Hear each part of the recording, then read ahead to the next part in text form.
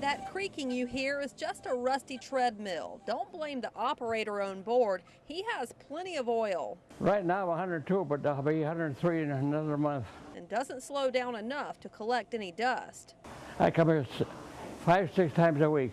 Frank Ventry remembers a time most of us only read about. We used to ride on a trolley for a nickel. We used to buy bread for 3 cents. And while he says it's those days where life was at its simplest, he's living well into the new age world, mostly by avoiding it. Go to health club to do exercise, just don't sit down and watch TV. Because if I sit down and watch TV, I'll fall asleep, and I don't like that. He spends 2 hours a day here at the Players Club on Hilton Head Island and has developed quite a fan base. Everybody knows me. They say, hello, Frank, how are you? But I don't know their names. Like this duo who views him as an inspiration. I think he's an inspiration in terms of exercise and in terms of just goodness. It's very impressive, and he's an inspiration to all of us, really. Health professionals say this is a big part to longevity, maintaining a healthy lifestyle where exercise is paramount. Absolutely, there's a link between exercise and living longer, exercise and preventing diseases, exercise and getting better faster. And Frank Ventry is 102 years of living proof behind that, though he prefers measuring his time in money. Right now I feel like $1 million. Holly Bounds, WSAV News 3.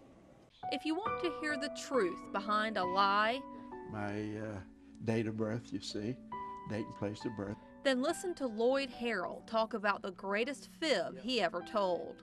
She didn't want to do it because she said that would be a lie. I said, well, I'll do the lie. You just sign. 1926 to 1925. It's the change of a birth year he made and convinced his mother to sign off on, because at just 16 years old, he wanted to fight for America. The reason I did this was because our country was at war. A 16 going on 17 Lloyd Harrell found himself joining the Navy. On his 17th birthday, he was 10,500 feet in the air as a passenger in practice flights. We were up here, we went down like this. Holly, I'm telling you, my stomach was in here. It was then he prepared for the memories he'd make at 18 that many never lived to tell. The fight went on and on. But to look over there and see these people on the beach, nobody could get to them. They were half covered with the sand. Holly, burning flesh. I mean, it was a terrible, terrible time. In a sense, Harold got his $100, train ride home, and discharge papers, and walked away from the war.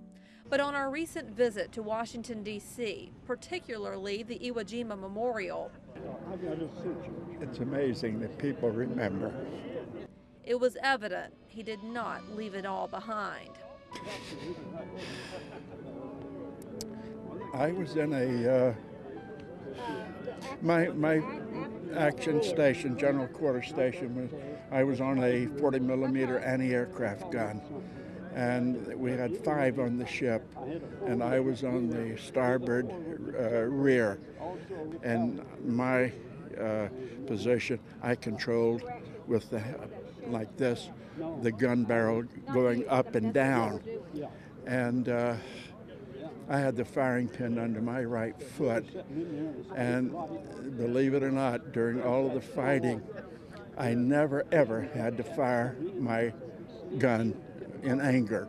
When it all ended, Harold chose to disconnect best he could, never joining a vets group, only attending one reunion with his comrades.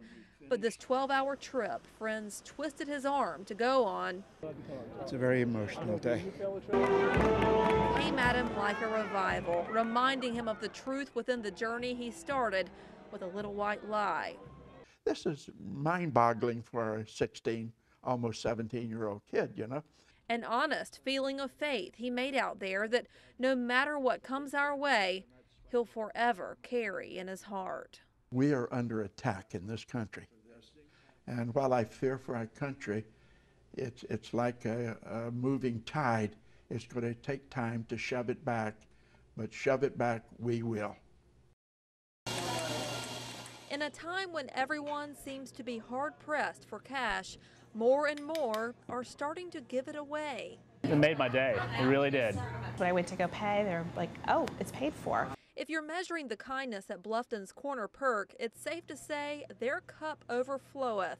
Lots of people are just like, what do you mean? I don't understand. Are you trying to buy me a coffee today? You don't have to do that. Like, no, you don't understand. Somebody came in half an hour ago, 45 minutes ago, and left money to pay for drinks until it runs out.